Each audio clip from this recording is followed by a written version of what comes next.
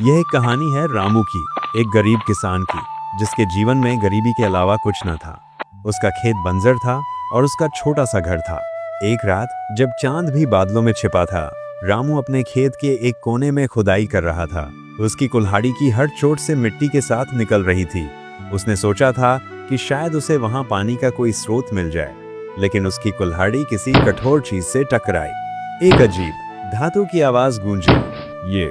ये क्या है? पत्थर तो नहीं लगता। उसने और खुदाई की और धीरे धीरे एक पुराना जंग लगा हुआ बक्सा बाहर निकला। रामू की आंखें चमक उठीं। उसे लगा शायद उसकी गरीबी दूर होने वाली है। भगवान, क्या मेरी सुन ली? जरूर कोई खजाना होगा इसमें, जरूर। उसने बक्से को खोलने की कोशिश की, लेकिन वह कसकर बंद था। उसने अपनी पूरी ताकत लगाई और आखिरकार एक कर्कश आवाज के साथ ढक्कन खुला। अंदर धूल और मकड़ी के जालों से लिपटा हुआ एक चमकदार ताबीज रखा था। क्या है? इतना चमक रहा है। कोई मणि तो नहीं, लेकिन इतनी रोशनी क्यों? जैसे ही उसने ताबीज को छुआ, एक ठंडी लहर उसके शरीर में दौड़ गई।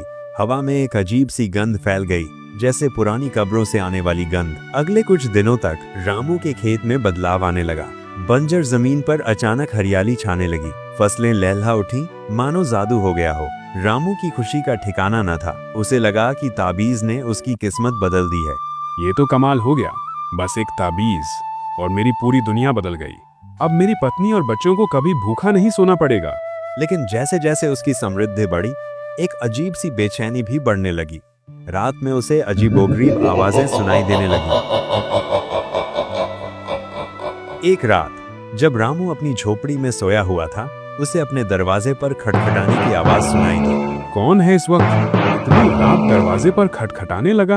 उसने दरवाजा खोला और सामने एक लंबा, दुबला, पतला आदमी खड़ा था। उसकी आंखें गहरी थीं और उसके चेहरे पर एक रहस्यमयी मुस्कान थी। उसने काले कपड़े पहने थे।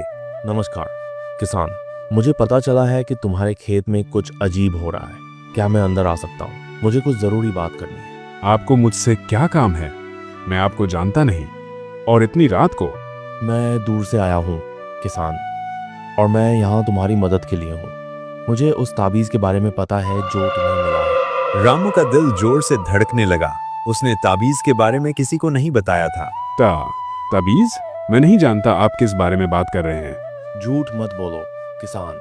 उस ताबीज में एक बड़ी शक्ति है, लेकिन हर शक्ति की एक कीमत होती है, और मुझे लगता है तुम उस कीमत को नहीं जानते। कीमत? कैसी कीमत? मुझे तो लगा कि ये एक वरदान है। मेरी किस्मत बदल दी इसने। वरदान या अभिशाप? उस ताबीज में एक प्राचीन आत्मा कैद है। एक ऐसी आत्मा जो तब तक शांत नहीं बैठेगी जब तक उसे कोई बलिदान न मिल जाए, और जिस दिन उसे बलिदान नहीं मिलेगा वह अपना बदला लेगी। बलिदान? ये क्या बकवास है? कोई बलिदान नहीं। मैंने किसी आत्मा को कैद नहीं किया। मैं तो बस मुझे वो बक्सा मिला। वह बक्सा किसी दुर्घटना से नहीं मिला रामू, उसे तुम्हारे लिए रखा गया था। उस आत्मा को एक नया मेजबान चाहिए था, और तुम उसके लिए बिल्कुल सही थे।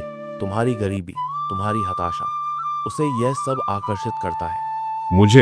मुझे नहीं पता था। मुझे माफ कर दो। मैं इसे वापस कर दूंगा। जहां से मिला था वहीं दफन कर दूंगा। अब बहुत देर हो चुकी है रामू। एक बार जब आत्मा किसी को चुन लेती है तो वह उसे नहीं छोड़ती, और तुम उसकी शक्ति का आनंद ले चुके हो। अब तुम्हें उसे कुछ देना होगा। हर रात जब चांद पूरा होगा, तुम्हें उसे कुछ देना होगा। नहीं तो वह तुमसे सबसे प्रिय चीज छीन लेगी। तुम्हारी फसल, तुम्हारे जानवर, या तुम्हारे अपने। रामू ने अपनी पत्नी और बच्चों के बारे में सोचा। उसका दिल दर्द से फट गया। नहीं, मैं ऐसा नहीं कर सकता। मैं किसी को बलिदान नहीं दे सकता। मैं एक किसान हूँ। मैं किसी को नुकसान नहीं पहुंचा सकता। तो फिर तुम्हें तैयार रहना होगा। अगली पूर्णिमा को तुम्हें पहला बलिदान देना होगा। अगर तुम नहीं करते तो वह आत्मा तुम्हारे परिवार पर कहर बरपाएगी। अजनबी अचानक गायब हो गया, जैसे वह कभी था ही नहीं। रामू वहीं फर्श पर बैठा रहा। उसका शरीर कांप रहा था। उसका मन भयानक विचारों से भरा हुआ था।